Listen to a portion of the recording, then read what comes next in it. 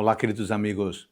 No nono capítulo da Carta aos Romanos, Paulo passa a abordar um tema pouco diferente ao que vem sendo discutido desde o capítulo 1. Depois de explicar o que é o Evangelho e a salvação pela graça, por meio da fé, o apóstolo Paulo passa a responder algumas possíveis dúvidas de seus leitores. Os primeiros versos expressam o carinho de Paulo pelo povo de Israel, que foi ricamente abençoado com a presença divina. Versos 1 a 5. A parte central do capítulo se concentra em explicar o que o verdadeiro povo de Deus é formado por aqueles que confiam nas promessas de Deus e se rendem totalmente ao seu plano de salvação. Versos 6 a 18. E por fim, o apóstolo discorre sobre a questão da justiça divina diante da recusa de muitos judeus que decidiram não acreditar na revelação profética e fazer parte do povo remanescente. Versos 19 até o 33. É notável a tristeza com que Paulo fala do caminho escolhido por aqueles que, mesmo tendo tanta luz de Deus, rejeitaram o Messias. Ele revela seu profundo apreço pelo seu próprio povo e comenta acerca da preciosa herança recebida por ele. Foi através da nação de Israel que o Deus Altíssimo se manifestou de forma extraordinária e reiterada aos seres humanos. Por meio de Israel, Deus revelou a glória, as alianças, a legislação, o culto, as promessas, os patriarcas e o próprio Cristo.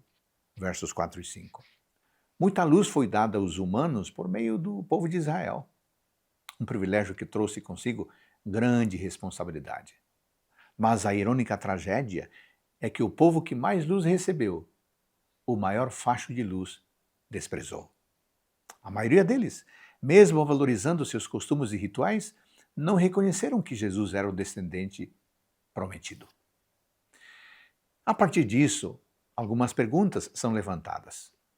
Em primeiro lugar, o que faz com que alguém realmente seja parte do povo de Deus? Para responder essa pergunta, essa primeira pergunta, Paulo explica que nem todos os de Israel são de fato israelitas.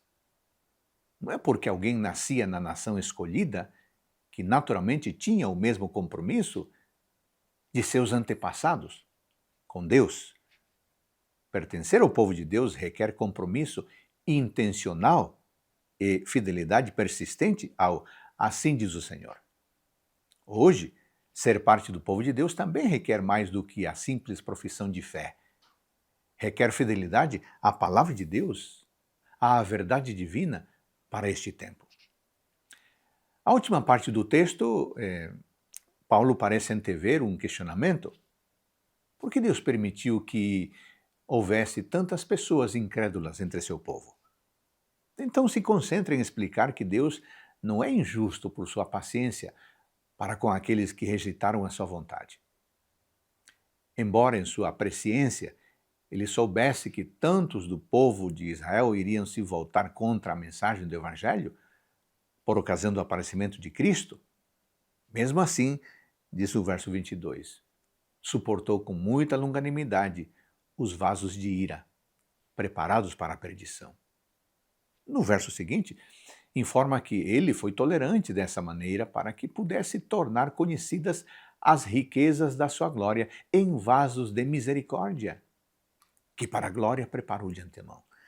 Verso 23. Esses vasos de misericórdia são os filhos da promessa, aqueles que recebem pela fé a herança garantida pelo Evangelho. Que mensagem forte essa de Romanos 9.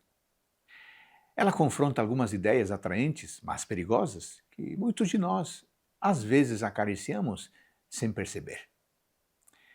Este texto nos lembra que não basta ter um conhecimento intelectual da verdade, é preciso ter um conhecimento vivencial da verdade. Também não é porque vivemos em meio ao povo de Deus que somos automaticamente parte da família de Deus? Claro que não. Ser ou não cidadão do reino celestial é uma escolha e um compromisso individual. Cada um deve se comprometer e permanecer fiel ao compromisso feito. Finalmente, o fato de muitos se perderem entre o povo de Deus não torna o Senhor injusto ou descuidado. Ao contrário, isso evidencia sua paciência e insistência na busca daqueles que ainda resistem à sua compaixão. Amigo, você e eu temos o privilégio de fazermos parte do povo de Deus e, por isso, temos o compromisso de sermos fiéis a essa mensagem. Pense nisso com carinho. Um ótimo e abençoado dia.